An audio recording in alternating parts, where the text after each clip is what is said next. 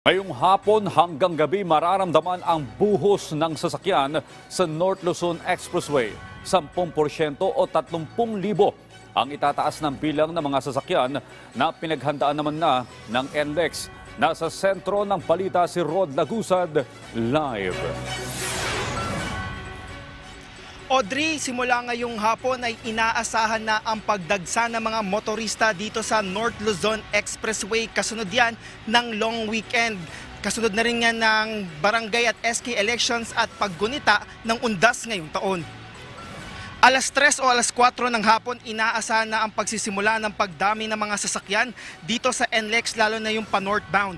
Ayon kay NLEX Senior Manager for Traffic Operations Robin Ignacio, inaasahan na ang peak ng dami ng mga sasakyan sa northbound ay bandang alas 6 ng gabi, pero dahil anya sa mga announcements ay posibleng nakaspread o nakakalat na ang dami ng mga sasakyan dito.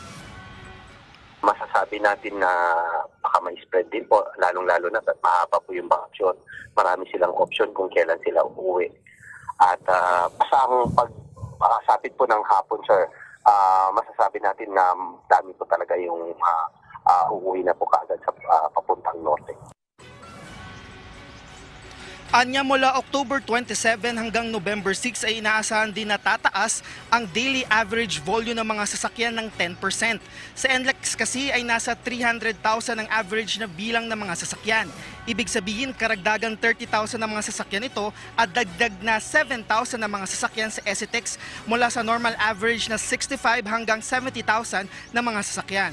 Sa inaasahang daloy ng trapiko dito sa NLEX, wala na po tayong mga roadworks, so wala po tayong closure. Open po lahat ng lanes natin. Maging yung pavement tracing project na ginawa namin doon sa San Simon, yung binaang area, natapos na rin po yung project at passable na po lahat ng lane. Open na po lahat ng lanes. Pagdating sa RFID, simula October 25 ay lahat na ng toll plaza dito sa NLEX ay kinakailangan na naka-RFID na. Pero pwede pa rin naman po dumaan yung magka-cash. Ang requirement lang pagkadaan po ay didikitan na po ng RFID. At ang alam ko sa requirement lang naman is minimum po na 100 pesos yung load. But of course, kailangan po na mag-load na rin po sila ng sapat na toll na gagamitin na hanggang sa maka-exit din sila para hindi sila magka-problema. Naglaan na rin ang NLEX ng designated lanes para sa mga magpapakabit ng RFID. Pero sakaling humaba ang pila, ang strategy ng NLEX ay pansamantala munang itigil ang pagkakabit ng RFID at abisuan na lang ang mga motorista na magpakabit na lang sa iba pang installation sites. Nagdagdag na rin ng tauhan ng NLEX sa kanilang deployment. Aabot sa 1,500 personnel mula October 27 hanggang November 6 na kinabibilangan ng toll tellers, patrol crews, traffic marshals at security personnel.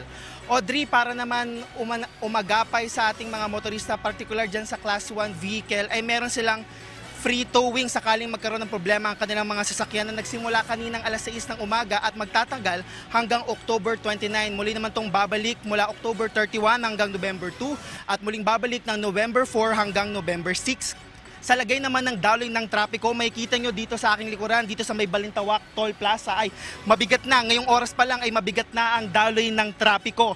Yung mga RFID lanes o yung dati ng RFID lanes ay bahagyang gumagalaw yung mga sasakyan, pero sa mga oras na ito ay puno na, halos puno na ang mga lanes dito. Samantala, yung dati naman na cash lanes na ngayon ay tinakpan na ng RFID lane ay mabigat ang daloy ng trapiko dahil ito yung inilaan na designated lanes para sa mga magpapakabit ng RFID lane. Audrey?